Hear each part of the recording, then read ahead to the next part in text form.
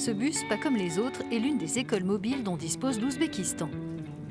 À son bord, l'enseignante Zilola Masharipova se prépare comme chaque matin à faire classe dans le village isolé de Dashyok. Des dizaines de bus de ce type parcourent ainsi le pays tous les jours. Ce dispositif fait partie des nouvelles initiatives qui visent à généraliser l'enseignement en maternelle à l'échelle nationale. Nous rejoignons Zilola alors que nous débutons notre voyage dans la région de Khorezm, l'une des plus reculées d'Ouzbékistan, pour découvrir les innovations éducatives destinées aux plus petits qui ont été récemment lancées dans le pays. Pour Zilola, le projet d'école mobile a une portée considérable.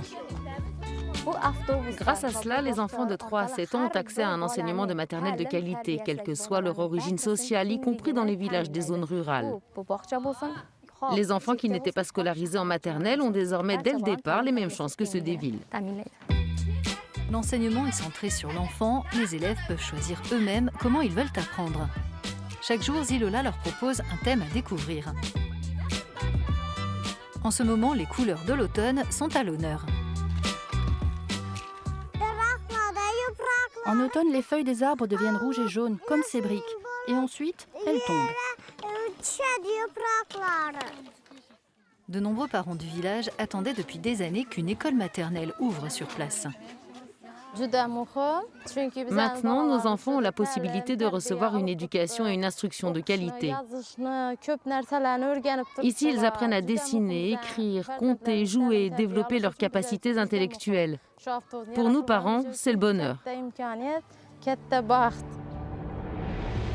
En 2012, seuls 23% des enfants en Ouzbékistan étaient scolarisés en école maternelle.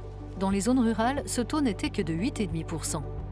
Depuis 2017, des réformes ont été menées et aujourd'hui, plus de 60% des enfants ouzbeks bénéficient de cet enseignement précoce.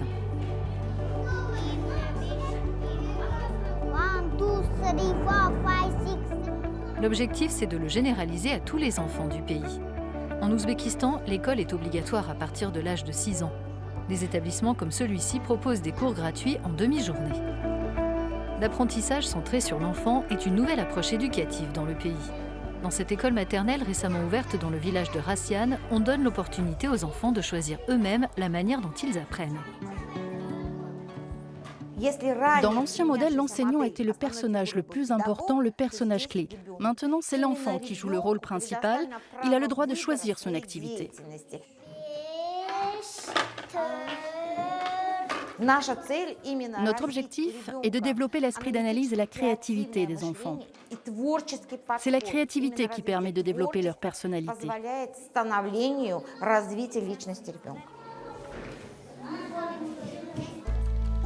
Des organisations comme la Banque mondiale aident l'Ouzbékistan à proposer un enseignement de maternelle de qualité. Nous soutenons une éducation centrée sur l'enfant, où les enfants, dès leur plus jeune âge, sont amenés à résoudre des problèmes, par exemple. Résoudre des problèmes, c'est essentiel pour développer une meilleure capacité à apprendre par la suite. Nous partons découvrir dans le village de Shir Marshad un autre modèle alternatif d'enseignement de maternelle appelé groupe de jeux. Les enfants d'âge divers apprennent ensemble en jouant. En plus de son soutien à la réforme de l'éducation, l'UNICEF a contribué à l'ouverture de 8 groupes de jeux de ce type en Ouzbékistan.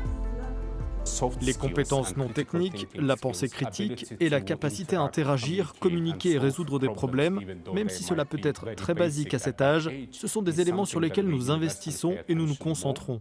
Tout cela nous aide à redéfinir tout le programme d'enseignement pour les professeurs. Grâce à ces initiatives pour améliorer le parcours scolaire des enfants ouzbeks, le métier d'enseignant de maternelle est devenu un choix de carrière populaire. C'est la voie professionnelle qu'a retenue Nadina Nabieva. Elle étudie à la nouvelle antenne de Tashkent de l'université coréenne de Bucheon. Ici, les étudiants apprennent à enseigner de manière créative. L'essentiel dans notre métier, c'est de garder une âme d'enfant. Sans ça, les enfants ne pourront pas s'ouvrir à nous et nous accepter dans leur monde.